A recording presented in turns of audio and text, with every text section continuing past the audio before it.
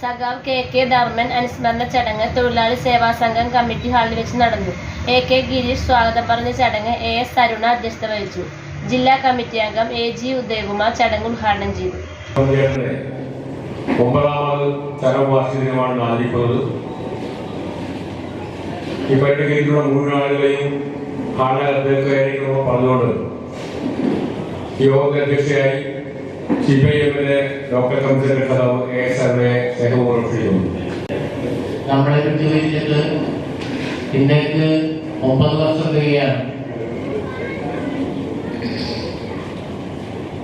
സഖാവ് വളരെ നല്ല രീതിയിൽ ജീവിതാവസാനം വരെ പ്രസ്ഥാനത്തിന് വേണ്ടി പ്രവർത്തിച്ച ഒരു സഖാവ്.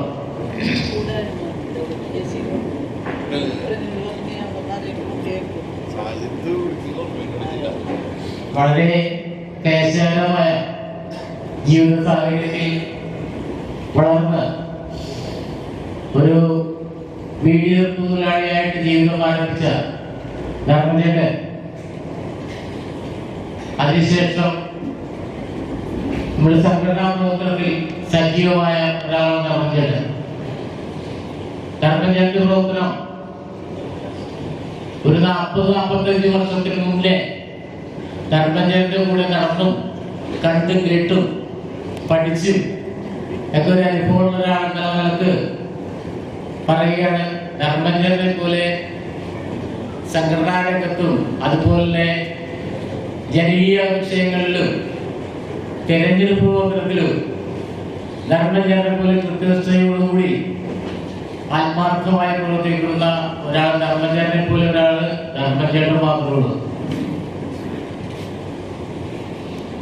ഒരു ഘട്ടത്തിൽ പഞ്ചായത്ത് മെമ്പറായി അതുപോലെ തന്നെ 715 നമ്പർ കരസ്ഥാന സംഘത്തിന്റെ പ്രസിഡന്റായി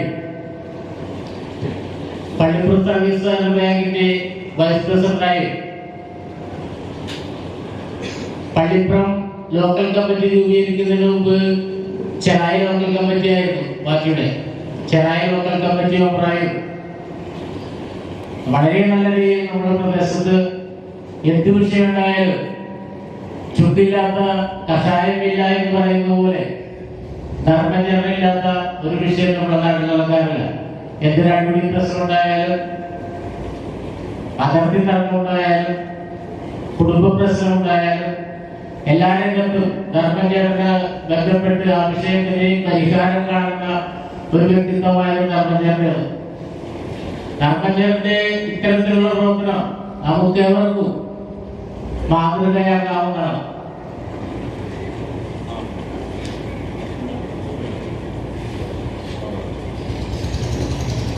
ധർമ്മജേട്ടന്റെ ഏതൊരു വിഷയത്തിൽ ബന്ധപ്പെട്ടാലും അത് വലിയ ആത്മാർത്ഥതയോടെ പാർട്ടിയെ ഏൽപ്പിക്കുന്ന എല്ലാ ചുമതലയും വളരെ ആത്മാർത്ഥതയോടുകൂടിയും ഉത്തരവാദിത്തോടുകൂടിയും കൃത്യതയോടുകൂടി നടപ്പാക്കുന്ന ഒരു സഖാവാണ് ധർമ്മജേട്ടൻ.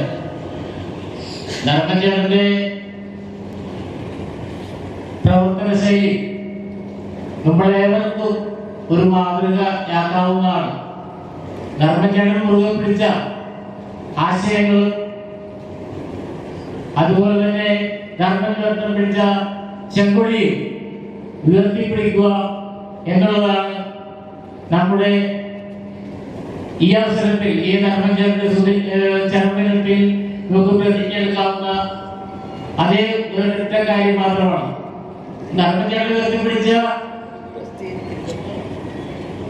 ആശയങ്ങളും അതുപോലെ തന്നെ ആത്മാർത്ഥതയും പിടിച്ച ചെങ്കൊടി ഉയർത്തിപ്പിടിക്കാൻ നമ്മൾ പ്രതിജ്ഞ എടുക്കുക എന്ന് മാത്രമാണ് അതിനെ കുറിച്ച് എനിക്ക് പറയാനുള്ളത്. 3 ചടങ്ങുകളുമായി ബന്ധപ്പെട്ടാണ് ഉദ്ഘാടനം ചെയ്യേണ്ടത്. നിങ്ങളുടെ എല്ലാ മുഖത്തേക്ക് നോക്കുമ്പോൾ ഒരു ചോദ്യം എന്നോട് ഉയർത്തുന്നുണ്ട്. പ്രത്യേകിച്ച് വനിതകളും വീട്ടമ്മമാരും ചോദിക്കുന്നുണ്ട്, ഇനി എപ്പോഴായിരിക്കും സഖാവിന്റെ ഈ പ്രസംഗം ചെയ്യുക? ആ ചോദ്യത്തിൽ ചോദിച്ചിരിക്കുന്നു. ഏതായാലും ഞാൻ ഗിരീഷോട് പറഞ്ഞു, എത്ര നേരം സംസാരിക്കണമെന്ന് ചോദിച്ചു. ഇനി ആരൊക്കെ ഉണ്ട് സംസാരിക്കാൻ? ഗിരീഷോട് ഈ സംസാരം കഴിഞ്ഞാൽ നമ്മൾ ഈ സമ്മാനം കൊടുത്ത് എല്ലാവരെയും പിരിച്ചു വിടാമെന്ന് അപ്പോൾ ആശ്വാസം അത് നേരത്തെ പറയുന്നത് നല്ലതാണ്.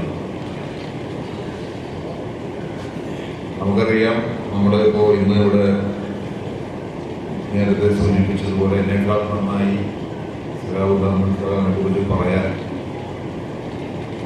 ആധികാരികമായി പറയാൻ തന്നെ ഉള്ള സഖാവാണ് ഇവിടെ വന്ന് സ്വാതപ്രസംഗം പറഞ്ഞതിൽ അനുകൂലമായി. ഞങ്ങളൊക്കെ SFI പ്രവർത്തനങ്ങളൊക്കെ നടക്കുമ്പോൾ ഇങ്ങനെ വരും, വന്നത് പോലെ ഹോസ്റ്റൽ പാലവും ഇല്ലാത്ത ഇവിടെ വരിക എന്ന് പറഞ്ഞാൽ വലിയ ദുർഘടം പിടിച്ച പണിയാണ്. ചെറുപ്പത്തിലെ SFIയുടെ പ്രവർത്തനമൊക്കെ നടക്കുമ്പോൾ YP കമ്മിറ്റിയുടെ ചുമതലയൊക്കെ DC ആരെങ്കിലും ലീവ് കൊടുക്കുന്ന ആളുകളാണെങ്കിൽ അവരുടെ പഠിപ്പിക്കുകയായിരിക്കും ഈ YP കമ്മിറ്റിയുടെ ചുമതല SFI ആയിരുന്നു. ഇതിപ്പോൾ ആളുകൾ ചാർജ് ചെയ്തെടുക്കാൻ ഒരുപാട് ആളുകളുണ്ടോ? അന്നൊക്കെ വരുമ്പോൾ കണ്ടിട്ടുള്ള സഖാക്കളാണ് നമ്മളിവിടെ പോലെ ഇവിടെയുള്ള പഴയകാല എല്ലാ സഖാക്കളുമായി അങ്ങനെയുള്ള ഒരു ബന്ധമുണ്ട്. വളരെ അടുത്ത് ഇടപഴകി പ്രവർത്തിക്കാനുള്ള അവസരമൊന്നും അങ്ങനെ കിട്ടിയിരുന്നില്ല.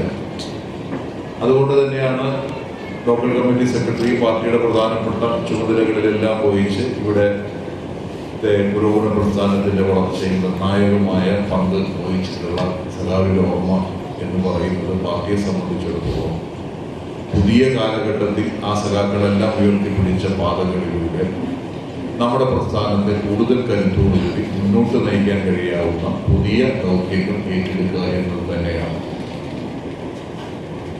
അപ്പൊ സ്വാഭാവികമായും ബഹുജന സംഗമം എന്താണോ ഉദ്ദേശിക്കുന്നത് അത് തന്നെയാണ് അവരെ പോലെയുള്ള സഖാക്കളെല്ലാം നമ്മുടെ പ്രസ്ഥാനത്തിൽ നിന്ന് ആഗ്രഹിച്ചിട്ടുള്ളത്.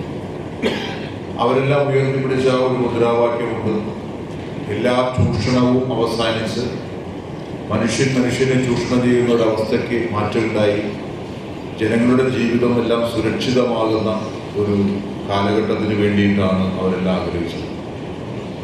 ഇന്ന് നാം ഇവിടെ നിൽക്കുമ്പോൾ വളരെ ദുഃഖത്തോടെയാണ് നമ്മളെല്ലാവരും നിൽക്കുന്നത്. ഇപ്പോഴും കണ്ടെത്താത്ത ഒരുപാട് ശരീരങ്ങളെ നോക്കി അത് കണ്ടിട്ടാണ് നമ്മളിന്ന് ഇപ്പോഴല്ല ഇരിക്കുന്നത്. നമുക്ക് ആർക്കും തന്നെ TV വെച്ച് നോക്കാൻ തുടർച്ചയായി TV കാണാനാവില്ല. അത്രയേറെ വലിയ ദുരന്തം നമ്മുടെ കേരളത്തിൽ ആഞ്ഞടിച്ച് എത്രയോ മനുഷ്യനെയാണ് ഒഴിപ്പിച്ചു കൊണ്ടുപോയത്. ഇനിയും കിട്ടിയത് തന്നെ പലതും മുഴുവൻ ശരീരമായിട്ടല്ല കിട്ടുന്നു. ഒരു വീട്ടിലുള്ള മുഴുവൻ പേര് പോയി ഒരാൾ മാത്രം അവശേഷിക്കുമ്പോൾ ഉണ്ടാവുന്ന ആ ദുഃഖം എത്രയോ നമുക്കറിയാം. നമുക്കൊന്നും വിവരിക്കാൻ കഴിയാത്ത വിവരണീയാതീതമായ ദുഃഖം പേര് നിൽക്കുന്ന ഒരവസരത്തിലാണ്. ഏതായാലും അവർക്കെല്ലാവർക്കും വേണ്ടി നമുക്ക് ഒരു മിനിറ്റ് എഴുതിയിട്ട് നിന്ന് ഈ പറഞ്ഞ പോലെ അനുശോചനം ചെയ്യപ്പെടും. ഇപ്പോൾ വിശ്വാസത്തിലൊക്കെ ഉണ്ടാകും. ഞാൻ വിശ്വസിക്കാൻ വേണ്ടി ഒരാളുടെ ശരിയുള്ളത് അയാൾ വിളിച്ചിട്ടില്ല. കാരണം ഞങ്ങളുടെ വീടിൻ്റെ അടുത്ത് ഒരു 60 ചേട്ടൻ ഇങ്ങനെ മരിക്കാറായി കിടക്കും. സീരിയസ് ആയിട്ട്. അപ്പൊ ഞാൻ ചെന്നു 60 ചേട്ടൻ എന്റെ വിശ്വാസം ബോധ്യം, നിങ്ങൾക്ക് വേറെ ബോധ്യമാകാം, അതിനൊരു തർക്കമില്ല.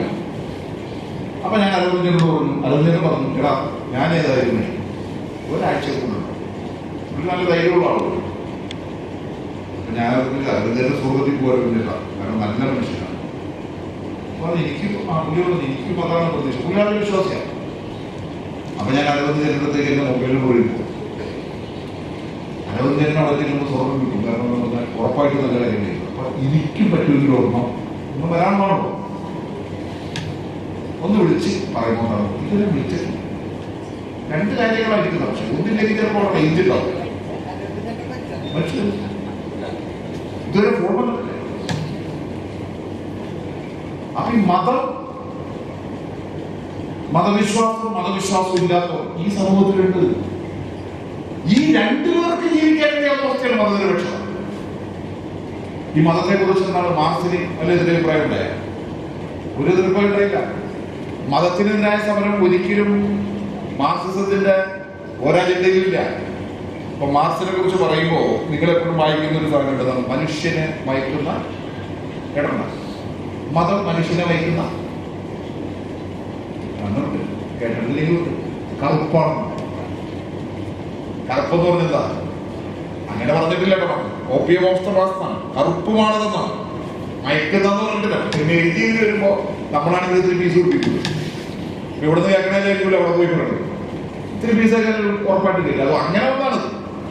അദ്ദേഹം വളരെ ഭംഗിയായിട്ടാണ് മർദ്ദിത ജീവിയുടെ നിശ്വാസമാണെന്നത്.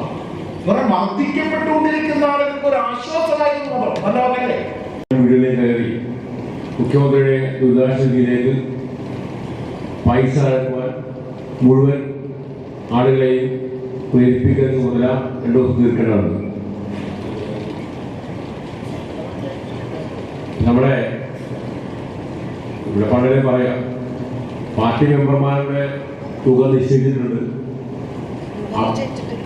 ഏറ്റവും കുറഞ്ഞ 100 രൂപ. അവർ നിർബന്ധമായും നാളെ എത്തിക്കേണ്ടതാണ്. അപൂർവം ആളുകളെ ഇപ്പോൾ എത്തിച്ചിട്ടുള്ളൂ. അവർ നിർബന്ധമായും നാളെ രാവിലെ അതാത് ബ്രാഞ്ച് സെക്രട്ടറിമാർ മുഖേന ലോക്കൽ കമ്മിറ്റി സെക്രട്ടറി എത്തിക്കേണ്ടതും അടയ്ക്കേണ്ടതുമാണ്. മറ്റൊന്നുള്ളത് അതൊക്കെ തീരുമാനം. വേറൊന്നുള്ളത് ഇപ്പോൾ നമ്മുടെ അതിൻ്റെ ഭാഗമായി അടുത്ത അജണ്ട നമ്മുടെ പ്രതിഭയുടെ ആദരിക്കലാണ്. നമ്മുടെ നാട്ടുകാരൻ പാർട്ടി ലോക്കൽ കമ്മിറ്റി അംഗവും നിരവധി തവണ സംസ്ഥാന നാടക അവാർഡ് ജേതാവുമായിട്ടുള്ള സിനിമ നാടകമായിട്ടുള്ള സഖാവ് KJ ബിജു ജയരാജനെയാണ് ആദ്യമായി ആദരിക്കുന്നത്.